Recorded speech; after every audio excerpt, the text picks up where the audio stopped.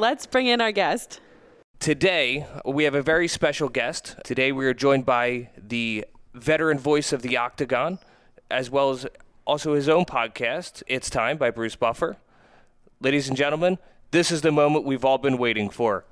Bruce Buffer, welcome to On the Corner of Main Street. Checks in the mail. I always love a good intro. How are you, Lisa? How are you, Gary? Very good. Thank you. How are you? Very good. Thank you. Thank you so much for joining us today. Gary is a huge fan of yours, and he is thrilled and excited that you're here. So tell us how you got started in announcing. A long story made short. I have owned my own companies and businesses since I was 19 years old, and always in various different ventures, always done well in business, but I never found what I was truly passionate about till I was about 37. And that was roughly 7 years after meeting a man who is a legendary announcer named Michael Buffer, known for his "Let's get ready to rumble" phrase. We are long lost half brothers, and we did not meet till about the age of, I was about 29. He was around 43, give or take. It was a strange thing because it came out on TV when Tyson was getting really huge in boxing, and boxing was the water cooler conversation on a Monday, the way the UFC is today. And out comes this very debonair, James Bond looking individual saying the famous phrase, "Let's get ready to rumble." And I became a fan. But when they put his name on the screen, it said Buffer. And I owned telemarketing companies in my 20s and 30s. I never saw my name in a phone book pre-internet when we all looked at phone books.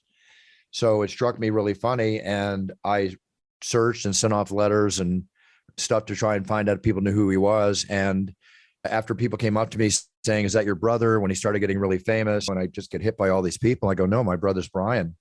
But my dad, later on, when we talked about it, told me that he was married during World War II, something he never told me, and that he had a child. And a divorce ensued when he came back from the war. And last time he saw the child was when he was 2.5. And it's one of those stories. And that was Michael Buffer. So they got together. My dad contacted him, and turned out that it was his son. And 4 years later, I gave up everything I was working on, 2 companies. I was doing fantastic, beach house, living the life of 2.5 men like Charlie Sheen, minus the alcoholism, and basically sold my companies and quit with the money I had in the bank and took over his management, and just told him, I said, "I want to make you richer and more famous than you ever dreamed, and hopefully myself in the process." And then I started managing him in the boxing announcing industry.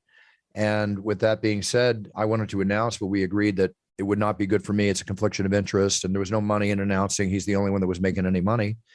And I said, fine, something will come along. And when the UFC came along in 93, when it had its first show, I've been in martial arts since I was 12. I have 3 black belts. I fought a lot, and it was my world. But I got him to do the first 3 UFC events, that 6, 7, and 8, 6, 7, and Ultimate back then, UFC 6, 7, and Ultimate, basically in 1996. And then I had to pull him because we had a big contract with WCW Wrestling. They weren't particularly happy he was doing UFC, and he couldn't have continued at the rate the UFC was growing. So I convinced the owners to hire me, which was something that took me 1.5 years to do. They let me announce the prelims in Puerto Rico one time. Then they gave me 1 full show. Then they hired somebody else and hired somebody else. And finally, they asked me to co-star on the TV show Friends. And I co-starred as myself on the show. And on the lunch break on the first day of rehearsal, I met with the owner and I said, "Look, I feel like a girl waiting to be asked to the prom, and I'm not getting asked. This is the last time I'm going to ask you, but I need to be the announcer. I will help you build this sport. I have the media contacts even more than you have to publicize it because people are scared of it. And I'll help you build this brand, but I need to grow as the announcer." And it was the best poker hand I ever played.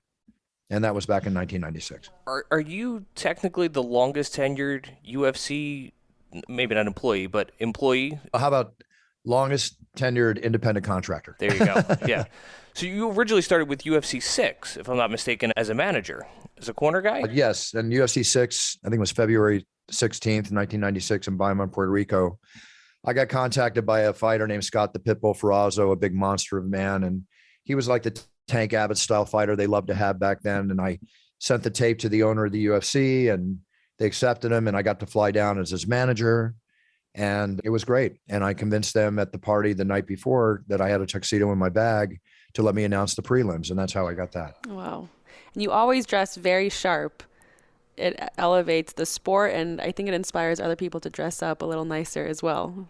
If I have that effect, it's great. By day, I'm an old-time surfer, Lululemon bathing suit by day and tuxedo by night. But I've been called a fashionista or fashion icon rather, or whatever, by the UK Sun and the New York Times. And I get a giggle out of it, but I do have incredible suits. They're one of a kind. And I want to thank my exclusive tailors, which are My King and Bay out of Toronto, Canada. Do you reuse the suits, or is every suit unique to each UFC event that you announce? I would need a house if that was the case. Right. Can we see your I closet? do have a big walk-in closet, and I do have probably 60 to 80 jackets, tuxedos, but I will wear them, and then they'll go to the back of the line, work their way up, and you'll see me maybe wear it a second time in a year or 2 years. So I try to space them out. So how did you trademark